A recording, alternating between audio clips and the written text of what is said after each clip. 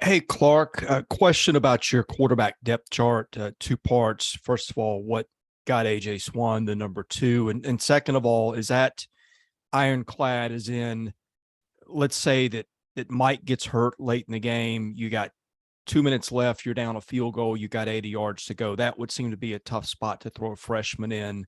Is that an absolute in a case like that? That's a a very specific scenario. I think I think it's a razor thin margin between all three. Honestly, I felt like all three had good camps, and Joey and I met, and he sat down and met with the quarterbacks. But for us right now, this is how the depth chart sits, which means Mike is the first and AJ's the second. We have confidence in Ken that he's played in a lot of games and he can help us win. And certainly in the moment, we would make the decision we felt like best suited our team's chances to get the outcome we want. But we also want to honor the fact that we feel like AJ has earned the opportunity to be second on the depth chart. And for all three of those guys, I mean, this is how we're going into week one. I mean, we're gonna keep allowing AJ to grow, Ken to grow, Mike to compete, and we expect them all to get better as the season goes. So again, I thought all three performed well in the spring. I thought all three showed the ability to move the ball with the offense. This is just how things settled coming out of camp. Robbie? Hey, Clark. Is Braden Babst or any of the guys who are injured, any of them looking like you could get them back for the Hawaii game? And are there any new guys who could miss out? Well, Braden's going to be kind of week to week. We're kind of waiting to see. He's obviously here with us. We're waiting to see how his injury responds, but we're not anticipating. I would say he's doubtful right now for Hawaii. The other longer term guys are the same. I think Devin Lee is showing progress, and we feel like we'll be ready in short order, but probably not this weekend. And then just hasn't had the chance to test it in practice, and he won't be able to play until he can do that. Davian won't be with us this weekend, but is still working through his rehab, and we expect him back here early in the season. Not to go too far down the list, but to address Braden specifically, doubtful for this weekend, week to week with his injury, and we'll be excited to get him back when we can get him back. Aria? Yeah. So how are you,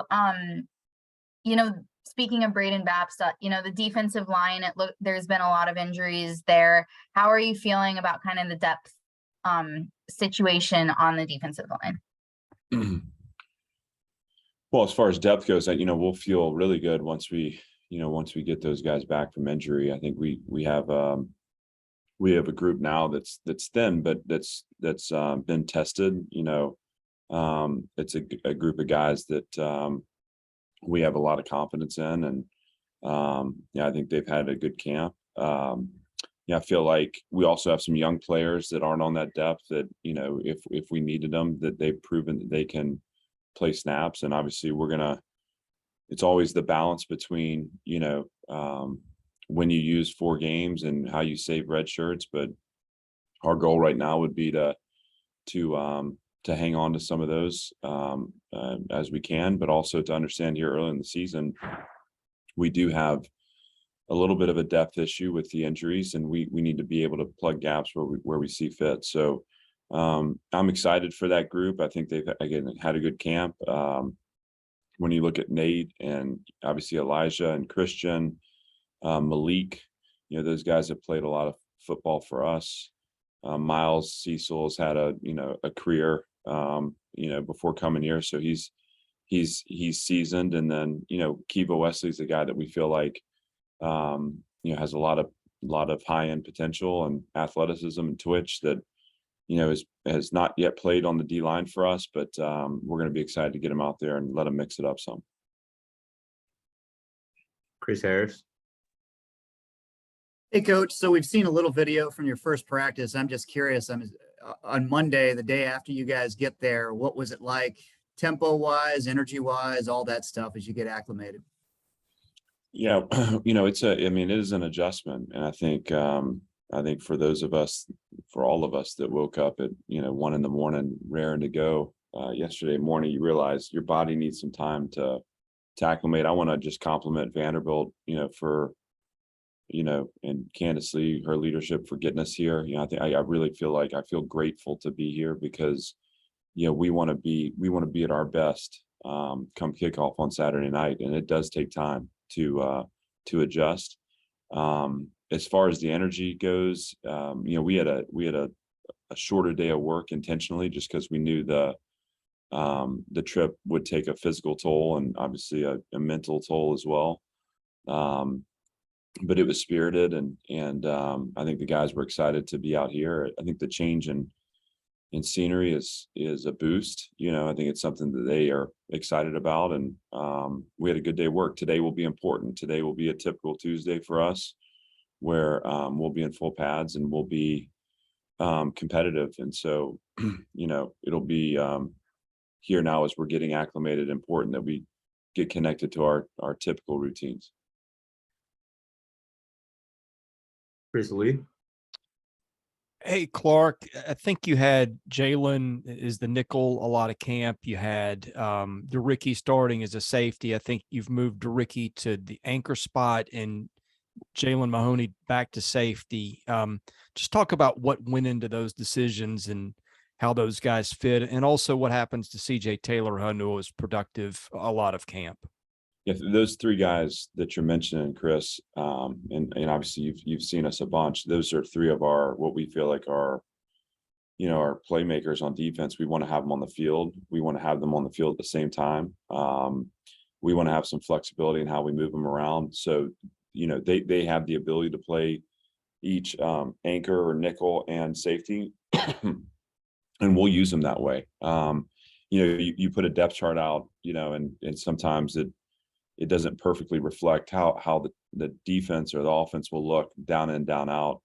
I'm excited to see those guys kind of mix around and do some different stuff. We don't want to, there's always a negative return to trying to do too much. So I think we've slotted them out where we feel like, that they're maybe most confident, but also, through the practice and preparation and training camp, you're going to be able to see those guys on the field at the same time just because they have positional flexibility. Robbie.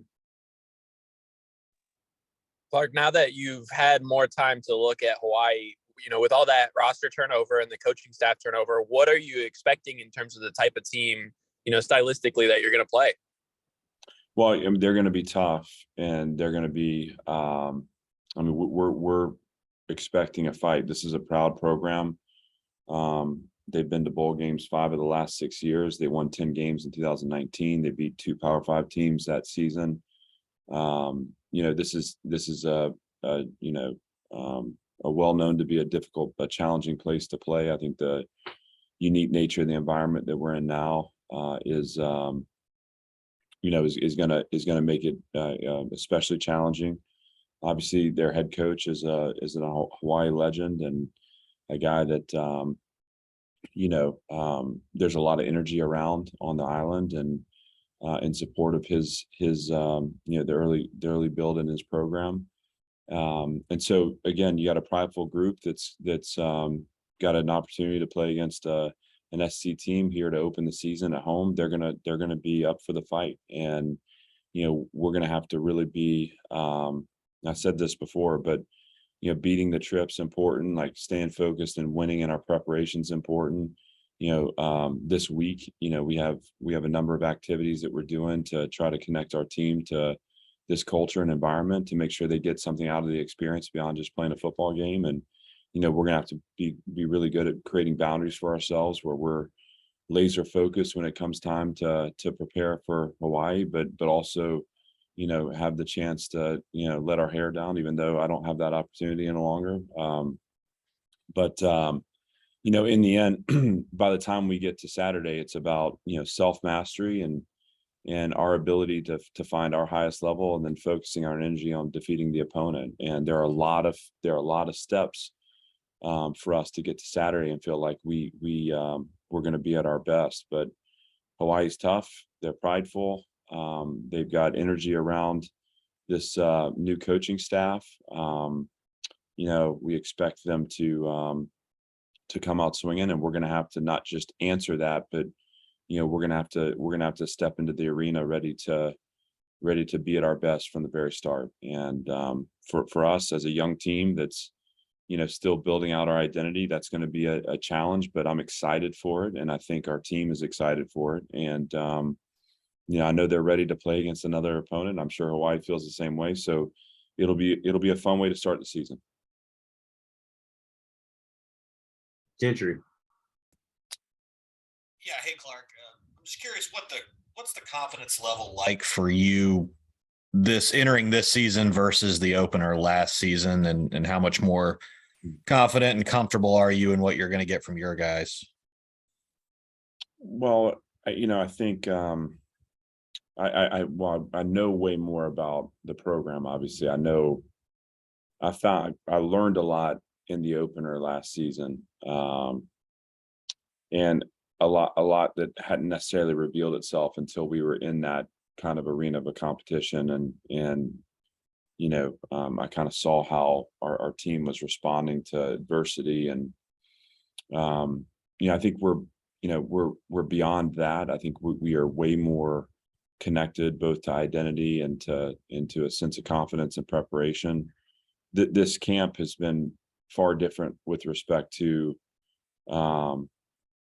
feeling like you kind of dragging a team through camp rather than every day waking up and feeling like the team is excited to go out and compete. I think we've made a lot of strides that way.